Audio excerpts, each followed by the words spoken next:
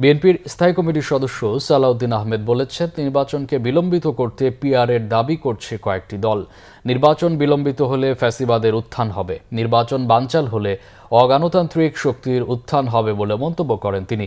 বৈধ প্রক্রিয়া ছাড়া সংবিধান পরিবর্তনের কোনো সুযোগ নেই জানিয়ে সালাউদ্দিন আহমেদ বলেন, নির্বাচনের দিন আলাদা ব্যালটে গণভোটের মাধ্যমেই জুলাই সনদের পক্ষে বিপক্ষে মতামত নেওয়া যায়। রিপোর্ট করছেন সিকান্দার রেমান।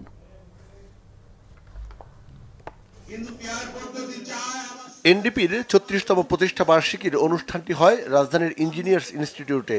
এতে বিএনপির স্থায়ী কমিটির সদস্য সালাউদ্দিন আহমেদ বলেন, দেশের ৫৬% মানুষ পিআর বোঝে না, তাই এই পদ্ধতিতে নির্বাচনের কথা বলে জনমনে বিভ্রান্তি তৈরি করা হচ্ছে। সংবিধান সংশোধনের বিষয়গুলো বৈধ ও আইনানুগ প্রক্রিয়ায় করতে সবাই একমত হবে বলে আশাবাদী বিএনপির এ নেতা। যে সমস্ত রাজনৈতিক দল নিজস্ব রাজনৈতিক স্বার্থে জাতীয় স্বার্থকে জলাঞ্জলি দিচ্ছে, দেশের স্বার্থকে, জনগণের স্বার্থকে জলাঞ্জলি দিচ্ছে হীন রাজনৈতিক উদ্দেশ্যে, তাদেরকে বলবো, আপনারা বাংলাদেশের জনগণের স্বার্থে সঠিক রাস্তায় ফেরত আসুন, জনগণকে বিভ্রান্ত করবেন না। আপনারা কি জানেন এই পিআর পদ্ধতিতে কোনো স্বতন্ত্র প্রার্থীর কোনো জায়গা আছে?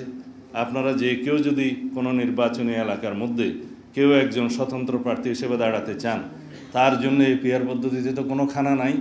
রাজধানীর শেরেবাংলা নগরে বিএনপির প্রতিষ্ঠাতা শহীদ রাষ্ট্রপতি জিয়াউর রহমানের মাজারে অ্যাসোসিয়েশন অব ইঞ্জিনিয়ার্স বাংলাদেশ অ্যাবের উদ্যোগে শ্রদ্ধা নিবেদন করা হয়। বিএনপির সিনিয়র যুগ্ম মহাসচিব রুহুল কবির রিজভী অভিযোগ করেন, প্রশাসনের গুরুত্বপূর্ণ পদে একটি বিশেষ ইসলামপন্থী রাজনৈতিক দলের সমর্থক আমলাদের বসানো হয়েছে। এটা সুষ্ঠু নির্বাচনের পথে বড় বাধা। এমন ব্যক্তিদের নিয়োজিত করুন যারা নিরপেক্ষ নির্বাচন করবে, কোনো দলের আজ্ঞাবাহক হবে না। আজকে ১৬ বছর শেখ হাসিনা দলের আজ্ঞাবাহী নির্বাচন কমিশন, প্রশাসন, পুলিশ দিয়ে একচেটিয়া দুর্বৃত্তের যে শাসন করেছিলেন, আওয়ামী ফ্যাসিবাদের শাসন করেছিলেন, আরেকটি কোনো নতুন ফ্যাসিবাদের শাসন এদেশে মানুষ দেখতে চায় না। রুহুল কবির রিজভী বলেন, জনগণ ভোট দিতে প্রস্তুত।